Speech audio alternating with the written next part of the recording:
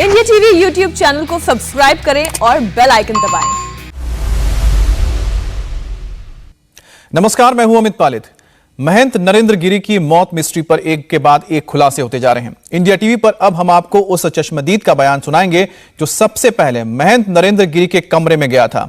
सेवादार बबलू ने कहा है कि महंत जी का शव फंदे से लटका था और वहां 2 लिफाफों में सुसाइड नोट था। हमारे साथ मठ के सेवादार बबलू मौजूद हैं, जो कि सबसे पहले पहुंचे थे जब महाराज जी का शव मिला था। क्या देखा आपने जब अंदर आप पहुंचे? बाहर से दरवाजा बंद था, हम लोगों ने धक्का देकर के दरवाजा को धक्का दिया गया तो कुंडी चटक के टूट गई। फिर अंदर जब जाके देखे तो महाराज जी का सलो टकता हुआ मिला।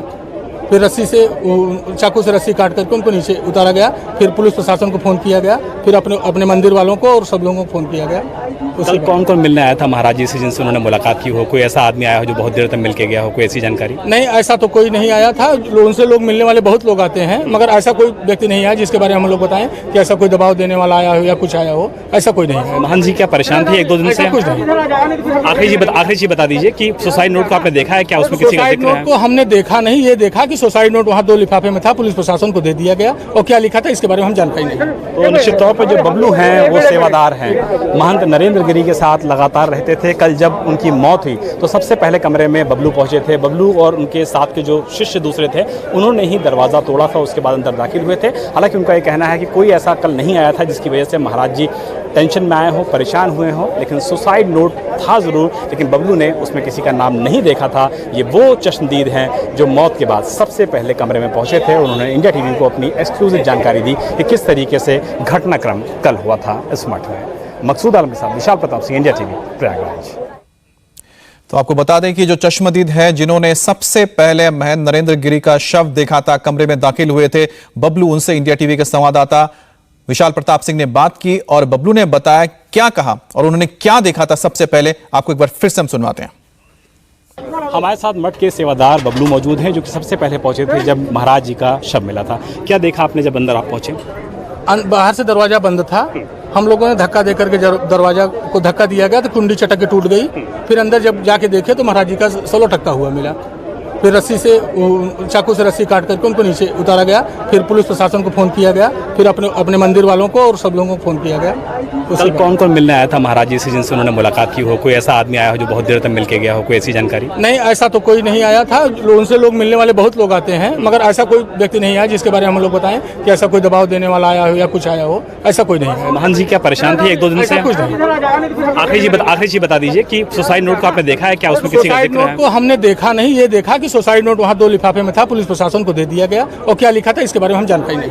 तो निश्चित तौर पर जो बबलू हैं वो सेवादार हैं, महंत नरेंद्र गिरी के साथ लगातार रहते थे। कल जब उनकी मौत हुई तो सबसे पहले कमरे में बबलू पहुंचे थे। बबलू और उनके साथ के जो शिष्य दूसरे थे उन्होंने ही दरवाज़ा तोड़ा था, उसके बाद अंदर दाखिल हुए थे। हालांकि उनका ये कहना है कि कोई ऐसा कल नहीं आया था जिसकी वजह से महाराज जी टेंशन में आए हों, परेशान हुए हों, लेकिन सुसाइड नोट था ज़रूर, लेकिन बबलू ने उसमें किसी का नाम नहीं देखा था। ये वो चश्मदीद हैं जो मौत के बाद सबसे पहले कमरे में पहुंचे थे। उन्होंने इंडिया टीवी को अपनी एक्सक्लूसिव जानकारी दी कि किस तरीके से घटनाक्रम कल हुआ था इस मठ में।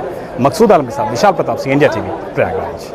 और इस वक्त हमारे साथ जुड़ गए हैं विशाल प्रताप सिंह। विशाल, आपकी जो बातचीत हमने बबलू के साथ है वो सुनी, तो बबलू का तो ये कहना है कि दरवाजा अंदर से बंद था। ऐसे में जो संशय किया जा रहा है कि हत्या है, आत्महत्या, उनसे बात करके क्या जानकारी मिली आपको और बबलू से?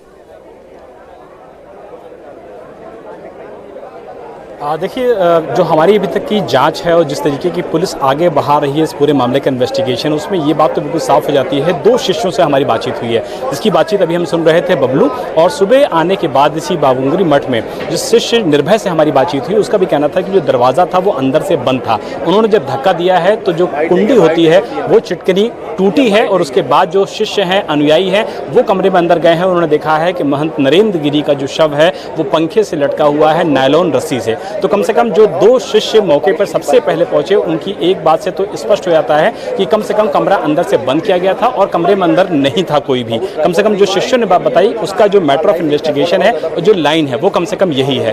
पुलिस इस पूरे मामले की जांच इस एंगल से भी कर रही है कि आनंद गिरी ने कल जब इंडिया टीवी से एक्सक्लूसिव बातचीत की थी तो ये कहा था कि महाराज जी किसी भी तरीके से चीज़ों को नहीं लिख पाते थे, वो बड़े बड़े इस तरीके के सुसाइड लेटर कैसे लिख सकते थे। तो पुलिस इस पूरे मामले की भी जांच कर रही है, फॉरेंसिक एक्सपर्ट्स को भी बुलाया गया है और यही यही वजह है कि फॉरेंसिक एक्सपर्ट्स को बुलाने के बावजूद अभी तक पुलिस किसी निष्कर्ष पर नहीं पहुंची है। और ताज़ा जानकारी आपको मैं बता दूं अमित कि अब से कुछ देर पहले मुख्यमंत्री योगी आदित्यनाथ प्रयागराज एयरपोर्ट पर पे लैंड कर चुके हैं और ये उम्मीद की जा रही है कि अब से 10 मिनट के अंदर वो इसी बाघंबरी मठ में मौजूद होंगे। अंतिम दर्शन करने के लिए आ रहे हैं महंत नरेंद्र गिरी का। तो ये कहा जा सकता है कि जिस तरीके से प्रशासनिक अमला यहाँ पर मौजूद है, डिप्टी सीएम केशव प्रसाद मौर्य यहाँ पर मौजूद हैं, कानून मंत्री ब्रजेश पाठक यहाँ पर मौजूद हैं, पुलिस के जो सीनियर ऑफिसर्स हैं वो यहाँ पर मौजूद हैं, एडीजी प्रयागराज जोन मौजूद हैं, आईजी मौजूद हैं, एसएसपी मौजूद हैं, मुख्यमंत्री योगी आदित्यनाथ भी पहुंचने वाले हैं। और ये कहा जा सकता है कि कल जो समाधि की बात कही जा रही है, कल समाधि दी जा सकती है आचार्य महंत नरेंद्र गिरी को, क्योंकि परंपरा यही है इस मठ की कि यहाँ पर जो भी महंत होता है उसको यहाँ पर समाधि दी जाती है। तो निश्चित तौर पर कल के लिए इंतजार करना होगा और 11:30 बजे के बाद जब मुख्यमंत्री, लेकिन साथ ही जिस तरह से आनंद गिरी का आपने जिक्र किया है, आनंद गिरी ने कुछ लोगों का नाम भी लिया है जिसमें उन्होंने कहा है कि जिक्र किया है कि कोई शुक्ला है, कोई मिश्रा है, जिनको करोड़ों की वहां पर बंगले बना के दिए गए हैं। उसके बारे में भी आपसे बात करेंगे, आप हमारे साथ बने रहिए, क्योंकि यह भी जानना जरूरी कि जिन पर आरोप लगे आखिरकार वो कौन है। महंत नरेंद्र गिरी की मौत के बाद संत समाज में भी आक्रोश है, किसी को यकीन नहीं हो रहा है कि यह सुसाइड है। मौनी बाबा ने सीबीआई जांच की मांग की है और बाबा ने कहा है कि जो महंत अन्याय के खिलाफ लड़ने की शिक्षा देता वो खुदकुशी की बात कैसे सोच सकता है।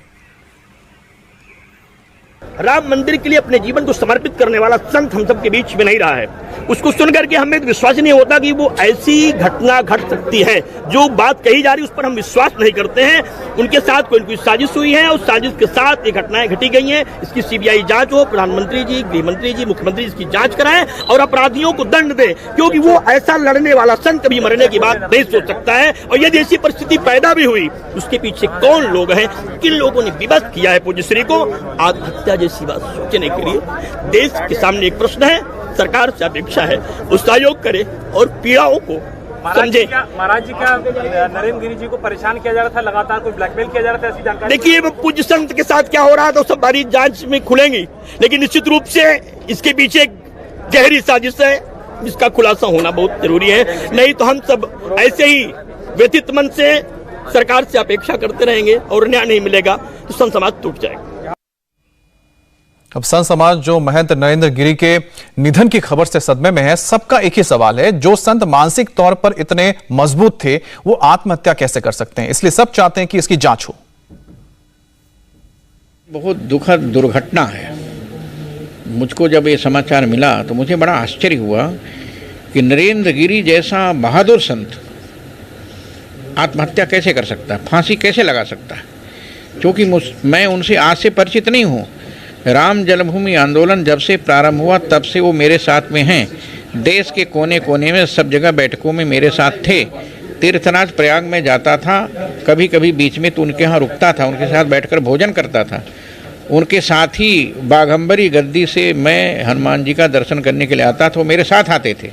ये बहुत दुखद है और सनातन धर्म संस्कृति के लिए बहुत बड़ा क्षति है और साधु समाज के लिए भी बहुत बड़ी क्षति है, क्योंकि नरेंद्र गिरी जी लगातार सनातन धर्म संस्कृति रक्षा सुरक्षा और सभी वर्ग के लिए उसके लिए सदैव निरंतर तत्पर रहते थे और उनकी मौत संदिग्ध, यह दुखद है। मैं उत्तर प्रदेश के यशस्वी मुख्यमंत्री योगी जी महाराज से मांग करता हूं कि यह मौत नहीं हत्या है, इसकी जांच हो और जांच ऐसी हो जिससे दूध का दूध पानी का पानी हो जाए। वो अरजाने वाले साधु थे कि नहीं ये होना ही चाहिए और ऐसे कामों के लिए वो अपनी बात पूरी निष्ठा के साथ रखते थे। और नरेंद्र गिरी का जाना और इस तरह से जाना, क्योंकि साधु के लिए आश्रम हो ना हो, बड़े अखाड़े हों, पद हों, अन्य चीज़ें हों ना हो, क्योंकि साधु तो निकलता ही केवल भजन के लिए है। उसे 2 रोटी ऐसे ही समाज दे देता है, तो फिर वो संपत्ति के लिए, कोई दुख के लिए ऐसा कोई कारण साधु के लिए बनता नहीं है। या तो किसी तरह का दबाव उनके ऊपर विशेष रूप से रहा है।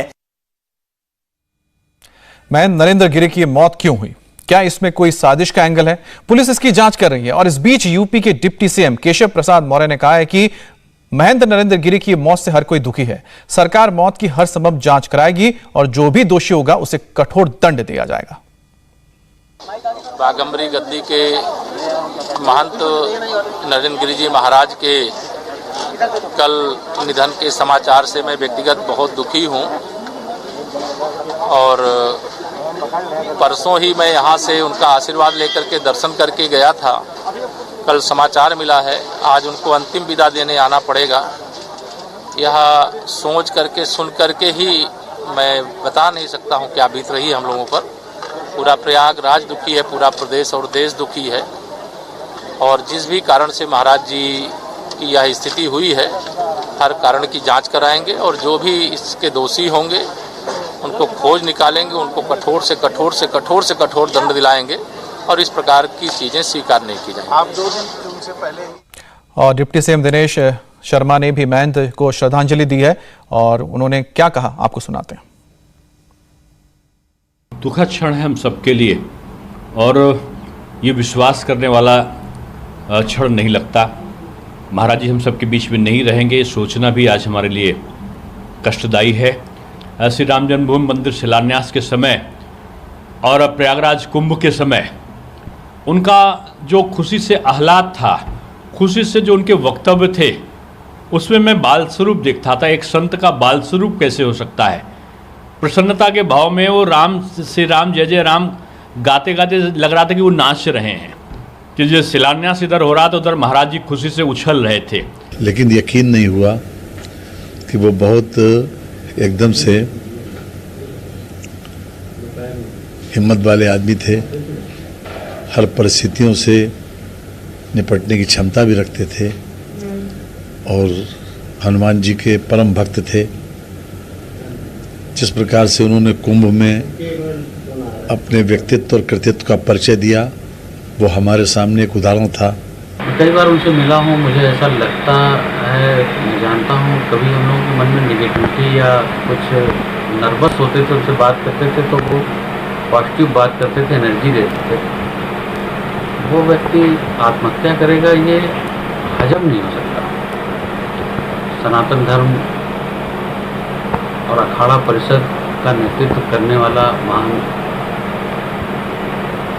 कार्य करने वाले व्यक्ति का ऐसा जाना हम सबके लिए दुखद है। महंत नरेंद्र गिरी की मौत के मामले में नया खुलासा हुआ है। इस मामले में समाजवादी पार्टी के पूर्व दर्जा प्राप्त मंत्री की भी जांच हो रही है। पूर्व दर्जा प्राप्त मंत्री और नरेंद्र गिरी के संबंधों की जांच की जा रही है। तो ये बड़ी खबर आ रही है। आपको बता दें कि महंत नरेंद्र गिरी की मौत के मामले में अब एक नया मोड़ आया है। पूर्व दर्जा प्राप्त मंत्री समाजवादी पार्टी के, उनके भी संपर्क थे महंत नरेंद्र गिरी के साथ, जिसकी अब जांच की जा रही है। और इस बीच मुख्यमंत्री योगी आदित्यनाथ प्रयागराज पहुंच गए हैं। थोड़ी देर में सीएम योगी महंत नरेंद्र गिरी को श्रद्धांजलि देंगे। डिप्टी सीएम केशव प्रसाद मौर्य पहले ही प्रयागराज में मौजूद हैं और उन्होंने श्रद्धांजलि दी है, जिसकी तस्वीरें इस वक्त आप देख रहे हैं।